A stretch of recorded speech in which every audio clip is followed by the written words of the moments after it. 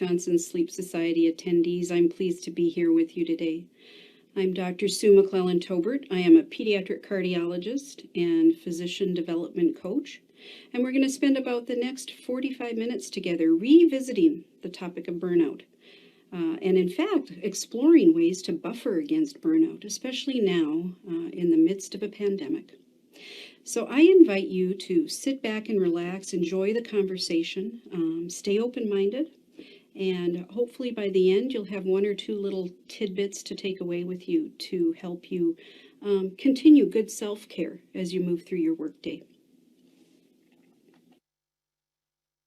I have no disclosures. Let's review the objectives. First, we're going to describe what burnout looks like in 2021, which is different than it was 18 months to 2 years ago. And there's some important aspects of burnout that I want to highlight in particular. And then I'd like to describe to you what the 3 R's of buffering against burnout are. This includes recognizing the symptoms of burnout, responding in a way that allows you to still take care of yourself, and then how to replenish your resilience toolkit so that you're able to go about your day again without too much difficulty. And then lastly, we'll have some fun experimenting with ways to improve personal well-being. Now, as part of my position as a physician coach, these are ways that I use with clients on a frequent basis, and they're ways too that you can carry with you. As I mentioned, this toolkit, a little grab bag of techniques that can help you reset in the moment. So let's pause for a minute and consider the time frame of 18 seconds. All of us as healthcare workers have very busy days. There's no doubt about that.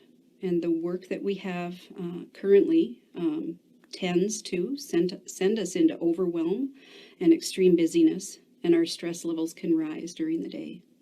So what I'd like to do for just 18 seconds is take a pause.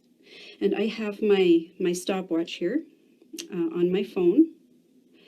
And during these 18 seconds, you could multitask. You could go on your phone. You could check things in your email, or you could just take a second to do a little bit of deep breathing, maybe reflect on some positive things that have happened so far today. Your choice. No judgment here. Okay, so on the count of 3, we'll take our 18-second pause. 3, 2, 1.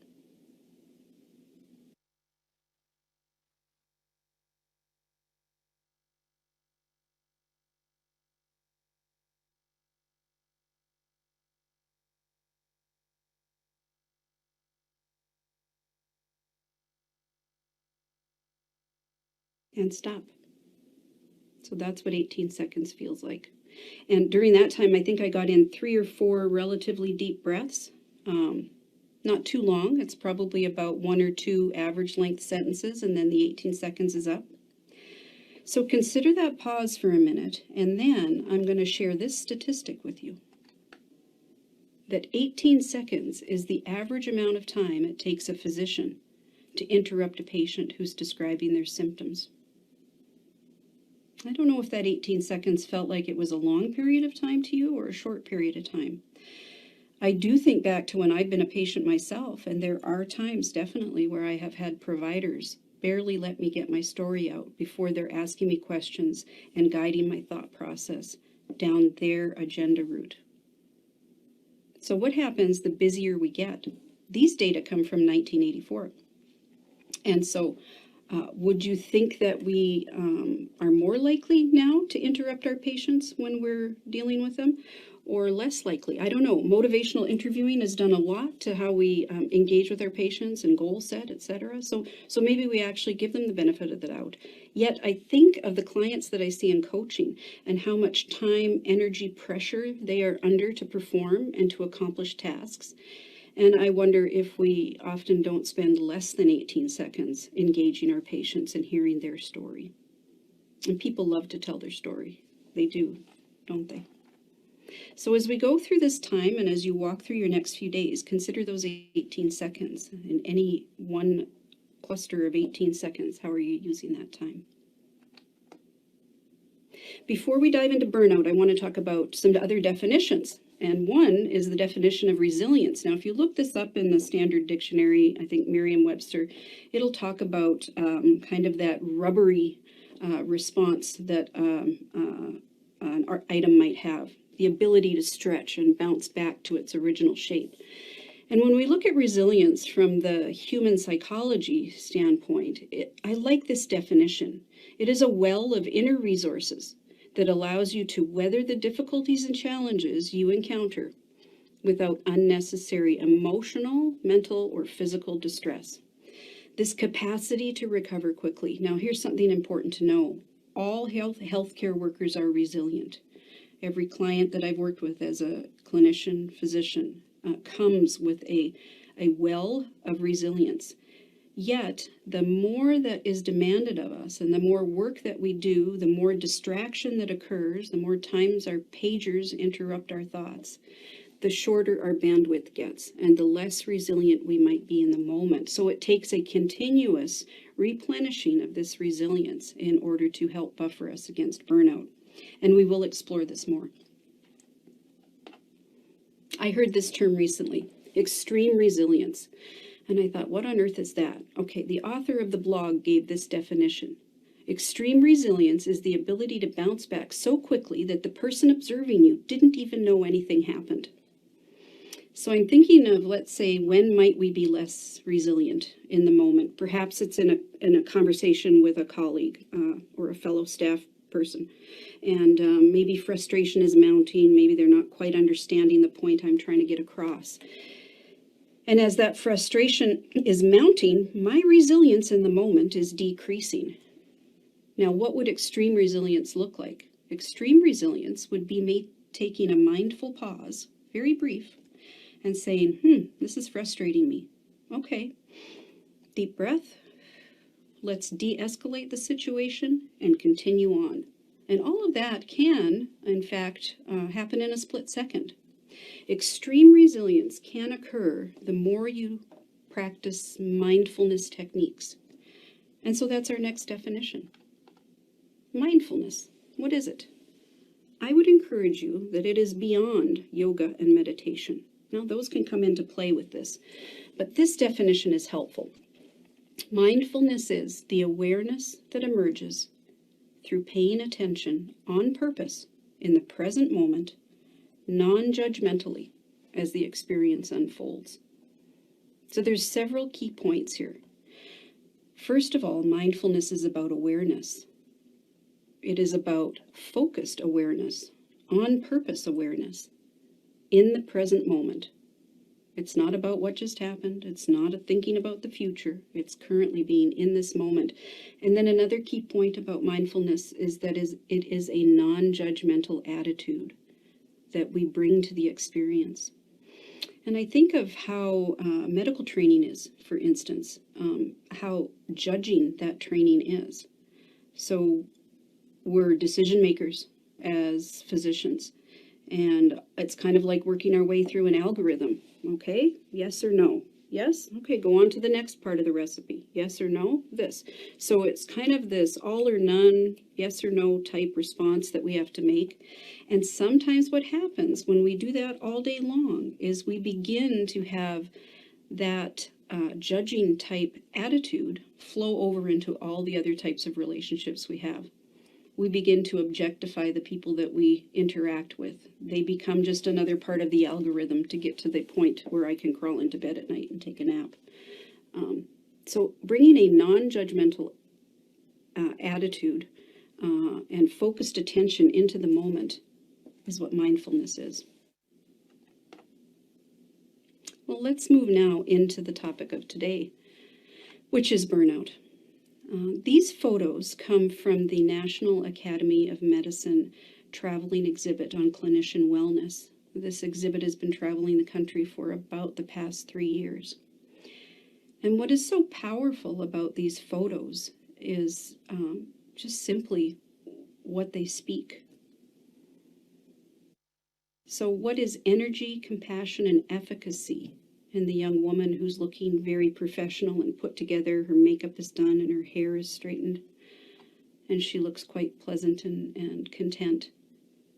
In the face of burnout becomes exhaustion, depersonalization, cynicism, and ineffectiveness. And it's almost as if a facade was removed from the front of her, so that we see now this disheveled, sad, depressed looking appearance.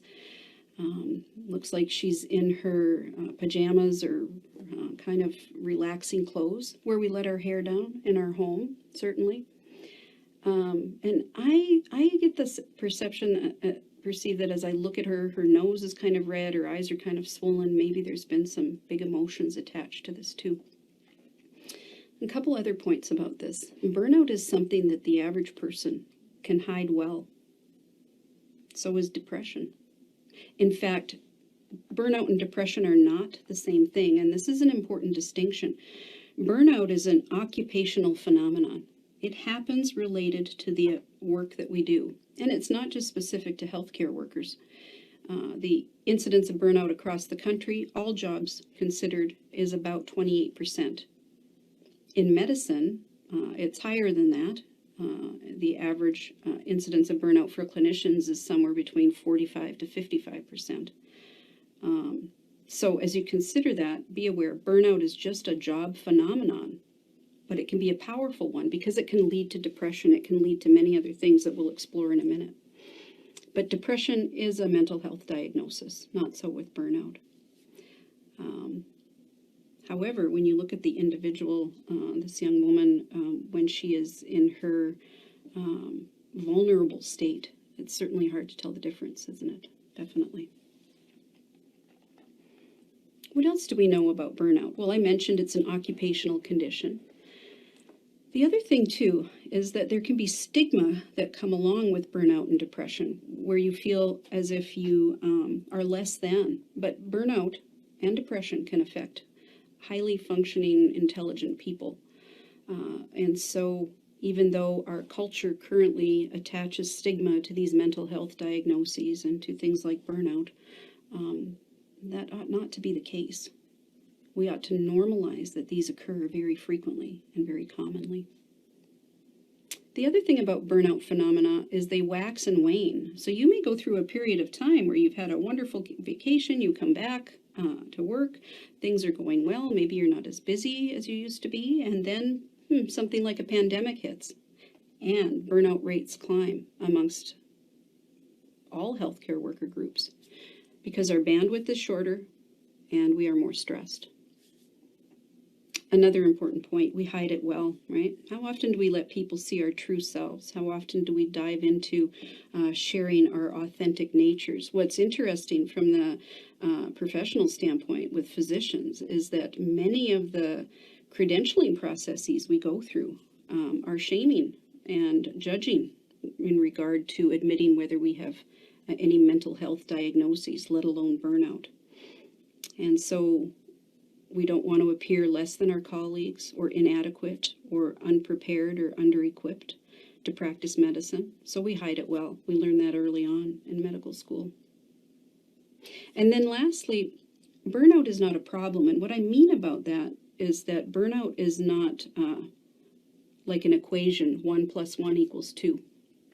There's not one single answer to burnout. Instead, it's a dilemma, and the way that you resolve a dilemma is to find a strategy. And that's part of what we're going to talk about today. What can your strategy to buffering against burnout be if you experience any of these features? So why even bother to explore burnout?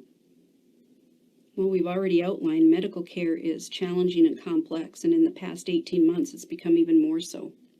There are many causes of career dissatisfaction.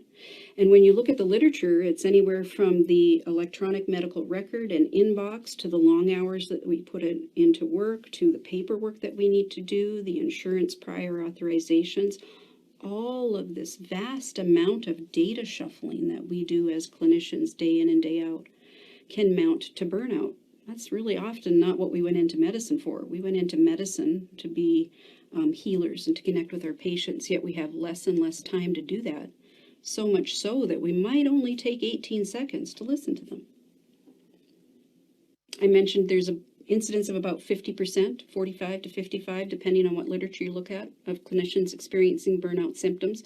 And those three main symptoms, again, are exhaustion, that depersonalization, not really feeling like you're even here in the minute, cynicism, sarcasm, sort of a harsh change in our personality, and then inability to get our work done, lack of efficacy. But on a positive note, data are coming out that peer support, coaching, a number of other strategies can really improve clinician well-being. And that's why at Gunderson, we've really taken this to heart as we developed our wellness committee and our coaching program. And in fact, the Health Resources and Services Administration is offering funding to healthcare institutions to promote clinician well-being and healthcare worker well-being. So we're all in this boat together, but I believe we're going to see a culture shift in the next 5 to 10 years for how we care for ourselves and how we care for one another from a colleague standpoint. It will improve.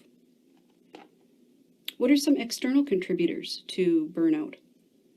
Well, workload, time energy drain, a lack of feeling like we have any ability to make any kind of decision, no autonomy whatsoever. Feedback is important. It's good to get a word of encouragement. And a contributor to burnout is when we don't even hear from our leaders, perhaps, that what we're doing is a good job. So that positive feedback, anytime you can encourage another colleague or partner, very important. Breakdown of community is a contributor to burnout. Who knew that until we experienced this pandemic? And certainly we're still reeling from all the effects. It's not over with yet. And how important was it to get back to doing a little bit more connecting with family and colleagues and even extended family once some of this settled down? If our work that we do is in conflict with our values, that can undermine our well-being. And if we sense an absence of fairness. Now that's interesting because sensing an absence of fairness is often a personal perception. It may not always be unfair. So some of the self-reflection comes into play here as well. Internal contributors, our mental models might help create our stress. We're going to explore mental models a little bit more in a minute. Mental chatter. There's a lot that goes on in our minds. In fact, we can spend a lot of time ruminating about the past, second guessing what we did, even the decisions that we made or how we took care of a patient. And then, as humans, we spend a lot of time in the future. Oh, what if this happened? Or what if I could do this? Or what am I daydreaming about now? So with that comes also this desire to control our inner and outer environments. And then we can get into the labeling habit. And this comes back to that judgmental attitude that I spoke about earlier. We determine if something is good or bad so we can make a decision and move down onto the next part of the algorithm.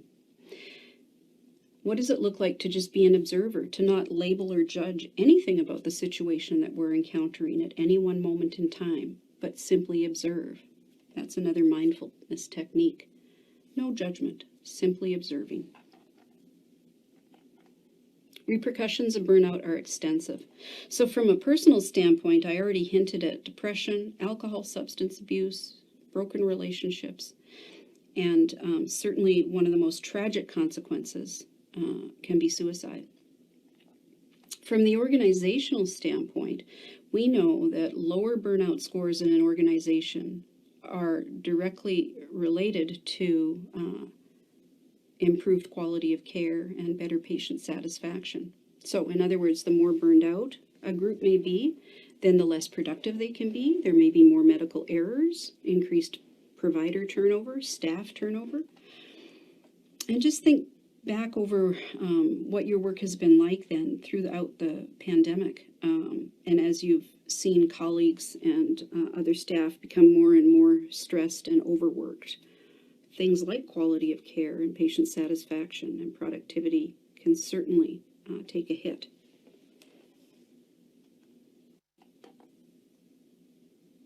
So these are some crisis data 400 physicians die by suicide each year, a rate more than 2 times that of the general population. That's more than 1 physician per day in this country die by suicide. 24% of ICU nurses have symptoms of post-traumatic stress disorder. These are pre-pandemic data, by the way. Physician rates of depression remain alarmingly high, higher than the national average for non-physician counterparts. And the prevalence of emotional exhaustion, remember that's one of the features of burnout, among primary care nurses is as high as 30%. What else about this crisis? Well, I put up this slide from the National Physician Suicide Awareness Day, which is September 17th, to bring awareness to the issue of physician suicide. You may have heard in the media well-reported story of Dr. Lorna Breen, who was a emergency room physician in New York City, who died by suicide last summer. Her family has partnered with a number of different organizations in supporting the National Suicide Awareness Day. And in fact, the Dr. Lorna Breen Act has passed the Senate level of approval for asking for funding support to improve clinician well-being, physician well-being at the national level. So we're going to hear more about this. We're going to see more about it. Unfortunately, it took tragedies to bring this to light. And sometimes as healthcare providers, we give the best of ourselves to our patients with very little left to manage on our own. And it takes an observant colleague to reach out to another one when they see each other suffering. And I bring this forward because it's important that we take care of one another amidst some of our greatest suffering. And this pandemic has undone many of us. What else do we know about the collective trauma of the pandemic? This is a graph adapted by Zunin and Myers. It's the disaster response curve that has been applied not only to disasters such as hurricanes and tornadoes, but also can be applied to the pandemic that we're in the midst of. And this graph has been likened to Dr. Elizabeth Kubler-Ross's steps of grief that perhaps you've heard about. How does a grieving individual respond after the loss of a loved one? Well, similarly, humans have a bit of a predictable response after experiencing a disaster. So on the Y curve are the emotional highs and lows, and then across the bottom is the timeline. And I've put a big dark circle around the category where I think we might be sitting right now, okay? So pre-disaster, January, February 2020, we were hearing rumblings about this COVID virus. Then when it hit our homeland here, we began to have these heroic efforts, a whole variety of things that I can't even list. And we lived that reality within our institutions, from incident command starting up and multiple changes every day on how we're going to manage with these patients. And then we coasted a little bit, maybe mid-summer to fall last year. Maybe these masking plans can be removed. There's a vaccine coming, so a little highlight there. And then we've had some trigger events, haven't we? Like the Delta variant could be considered a trigger event. I even wondered the other day when I heard our incident command opened back up again. It was a bit of a trigger for me. It opened up because of the Delta variant and more individuals being admitted to hospital with COVID. And it opened up because we have the patients from Afghanistan here now as well. So, that was a bit of a trigger event for me. And there was a little brief moment of overwhelm attached to that. We've taken a step back. But then, similar to the steps of grief with Kubler-Ross, there's this period where humans overcome. And we have this amazing resilience and ability to overcome and reconstruct and reconnect and move on. And I think they actually added the step in the grieving list so that there is a recovery phase. We do know that. So these definitions: disillusionment ends when you acknowledge that no amount of heroics can change the fact that loss has occurred and that there's a new normal. And how many times have we heard that now, that we're in the new normal? We're never going back to what it looked like previously. But rebuilding occurs when full awareness of loss and the recognition of our strengths occurs. So we're not feeling vulnerable and under-equipped. We begin to see that we have strengths and we can move forward. For most of us, people will choose to move forward and grow and make a recovery. For some, they will not be able to.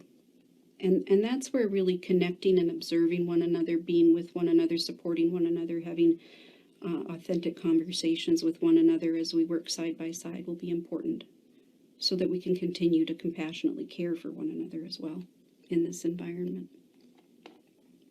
So as a coach, here's a few healthcare worker themes that come forward, that are brought forward from our clients when they come for coaching.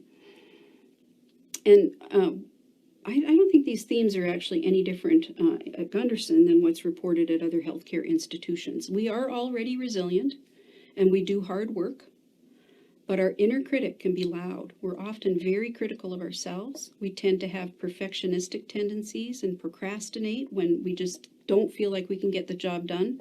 We're just going to ignore it. So we frequently can feel like imposters then. Gosh, how did I make it through medical school here? Who actually can think that I know anything about what I do day in and day out? A lot of self-doubt can be present. There are a lot of time energy demands. Oftentimes we'll have career coaching. Individuals will come for career coaching. And then if there's challenges within departments, communication challenges, dynamics between colleagues, some individuals will come forward for coaching in that regard as well. So a whole wide variety of topics of why people come forward for coaching, but probably two of the most common themes that we see are the theme of burnout, the theme of overwhelm, and the theme of feeling under-equipped, underprepared, somewhat like an imposter in our day job. And I wonder if you've had any of those experiences personally. So how do we approach buffering against burnout? When you read the literature, a lot of it talks about the organization must develop the strategy and must make the changes to improve the well-being of healthcare workers.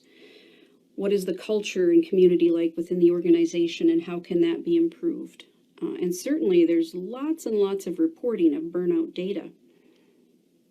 But I want to bring our attention to what the individual strategies are. That's kind of the low-hanging fruit here, the things that are within our own capabilities to change. So let's dive a bit into these individual strategies for buffering against burnout. The first question I ask is, right now, at this moment in time, how full is your tank? Where are you on the burnout spectrum? Are you feeling overwhelmed that even the least bit of stress sets you into a tailspin of anxiety and frustration and maybe anger and cynicism and sarcasm? Or are you at the other end of the spectrum? Are you there where you're feeling grateful, a lot of gratitude for what you're able to do, how you accomplish your day, lots of positive emotions and connections and camaraderie with your colleagues? Or are you somewhere in between? How full is your tank? That's really the first step in recognizing where we're at and what we may need to do next. So the 3 R's, I mentioned this in the objectives. The first step is recognizing the habits and behaviors that work for us and work against us. And all of us have unhealthy behavior pathways that get triggered and flipped like a light switch that send us down a path to maybe being short and curt or harsh with whoever we're interacting with, maybe taking less than 18 seconds with that patient because we feel time pressured. When our energy is low is often when we begin to flip into these kind of age-old, early, non-resourceful patterns of behavior. Once we recognize these habits and behaviors that work for us and against us, then we can begin to develop our strategy. And this returns to that beginner's mindset the observer mindset, the non-judgmental attitude, we always have a moment of choice for how we're going to respond in any experience. And so once we identify some of the things that sabotage us in the day, some of our triggers, some of the things that challenge us, rather than just saying, terrible behavior, you shouldn't have done that, or, oh, you idiot, you really blew that one.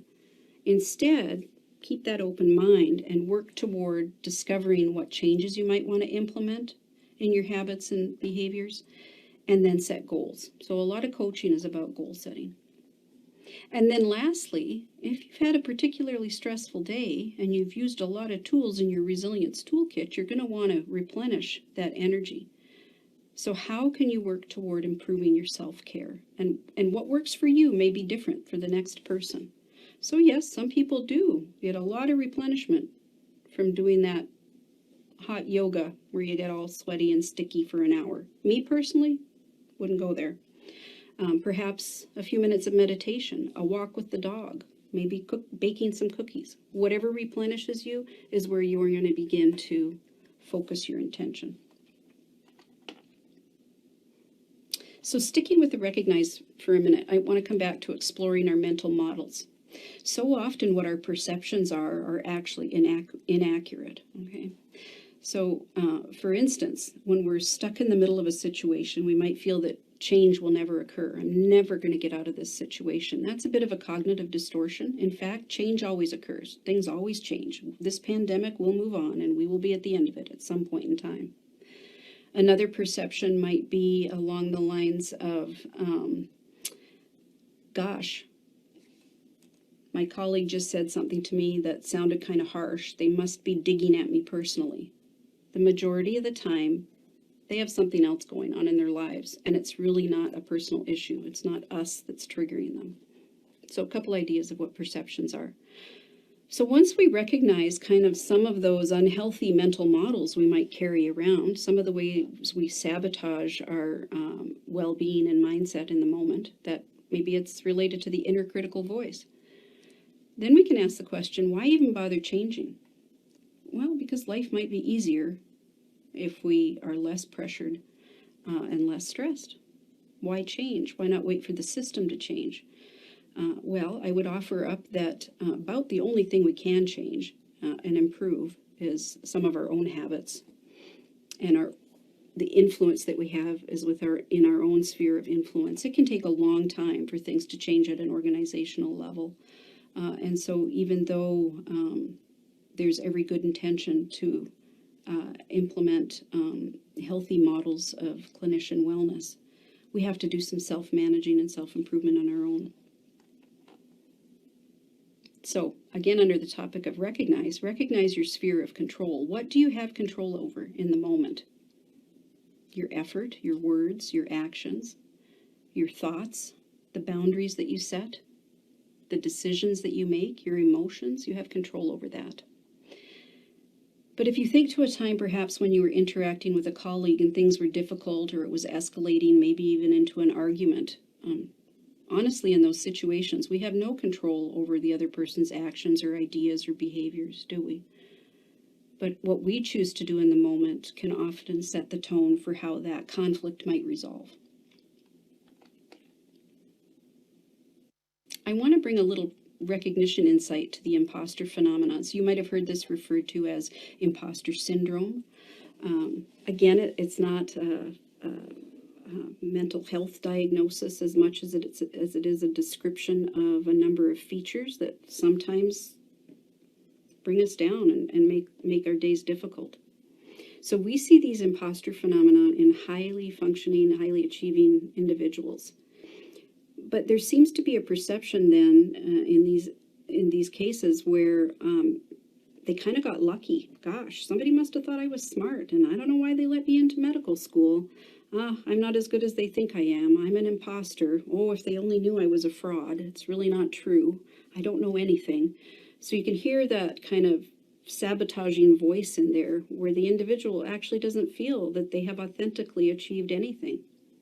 And this is a whole topic of discussion for another day. But be aware of it, and be aware of that inner critical voice and how you might sabotage yourself going through the day.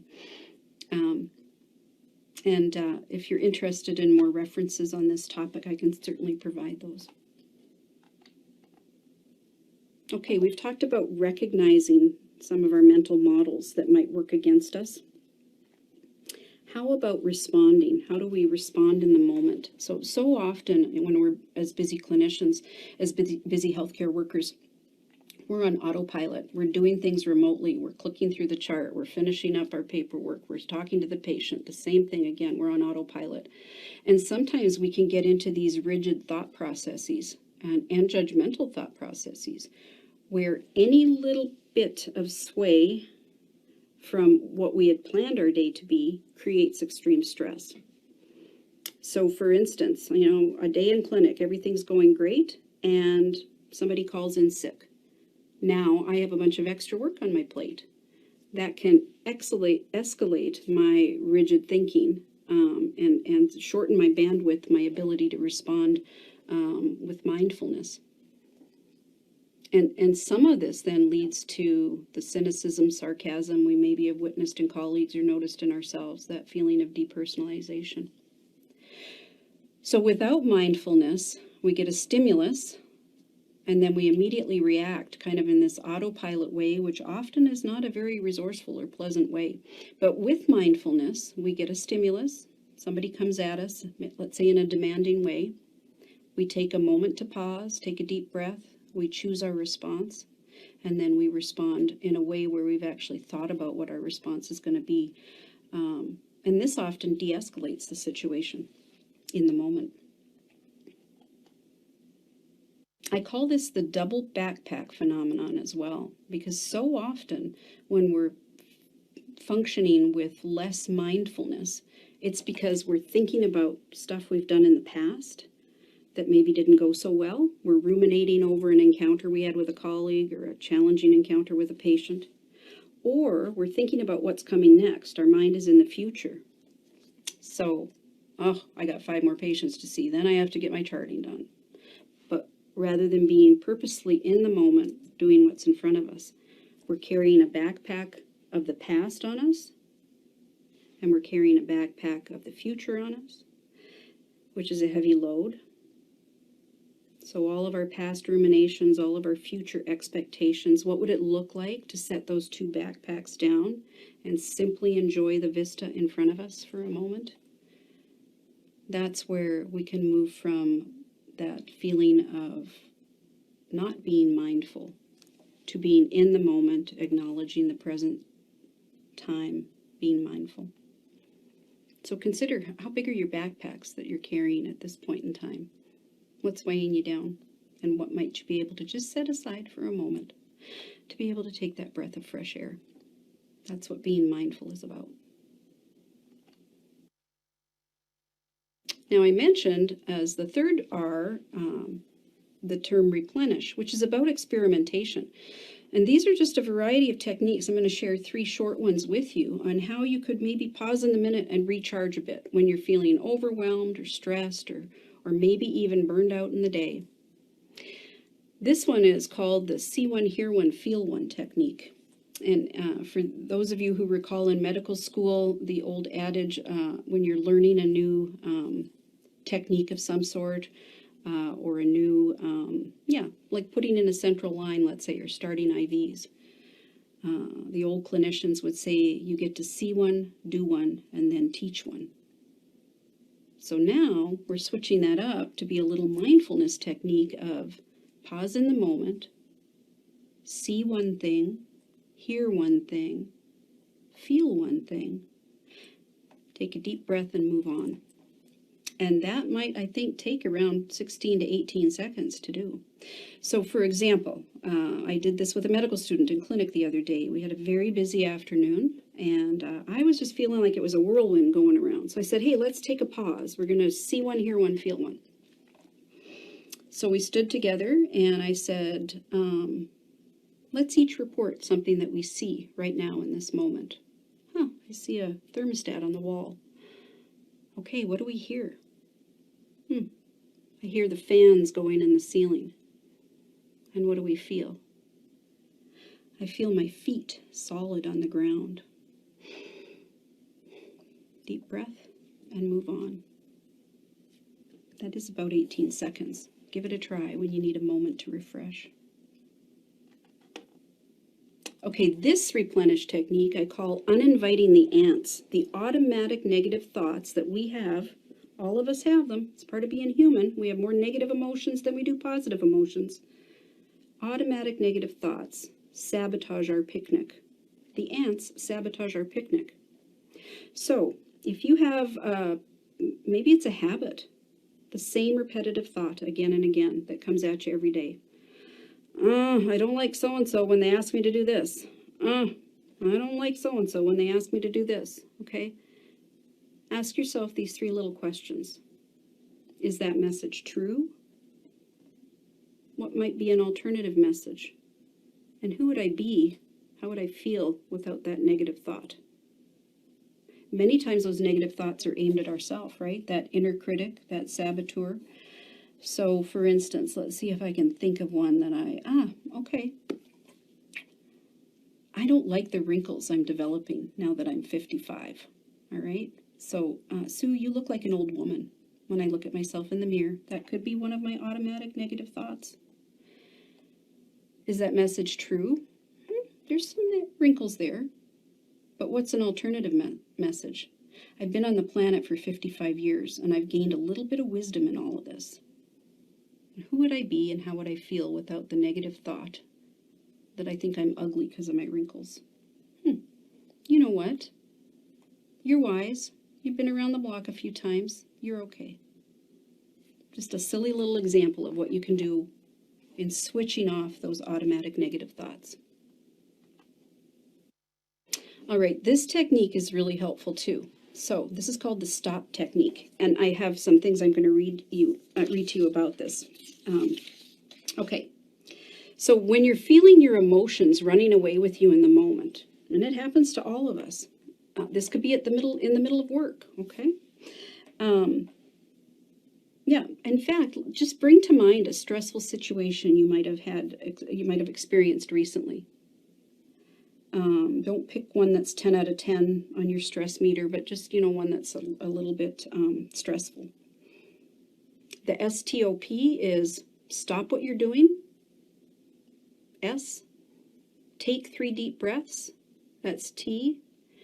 And then observe the situation like a neutral, compassionate third party. So just take yourself out of the circumstance and pretend you're a dear friend standing in the corner, observing what's going on. Maybe it's an interaction with another person. Observe, and then notice what you are doing well in that moment. Okay, so-and-so's coming at me and I'm feeling my frustration mounting. I'm going to stop, take my 3 deep breaths. Looking from the outside in, I'm actually not reacting in a way that I come across as being angry or frustrated. And then praise yourself and move on. Good job. You managed that well. So I encourage you to try the stop technique, and you'll have these slides where you can refer to these again as well. So what did we accomplish today? We updated our understanding of burnout. We explored how to buffer against burnout by talking a little bit about recognizing, responding, and replenishing. And then we reviewed a few mindfulness techniques and didn't get to spend nearly as much time as I wish we could today talking about and experimenting with some of those mindfulness techniques. But I do encourage you to take these nuggets away with you. Recognize your mental models, respond mindfully, which is about remaining curious and non-judging. And then be the observer of your thoughts and emotions. Choose where you're going to focus your awareness. Choose how you're going to be mindful. And I want to close with this quote from Viktor Frankl, who was a psychiatrist and Holocaust survivor. And I think this really sums up a lot of what we were talking about today. Between the stimulus and the response, there is a space. In that space is our power to choose our response. And in our response lies our growth and our freedom. Thank you for your time. Be well.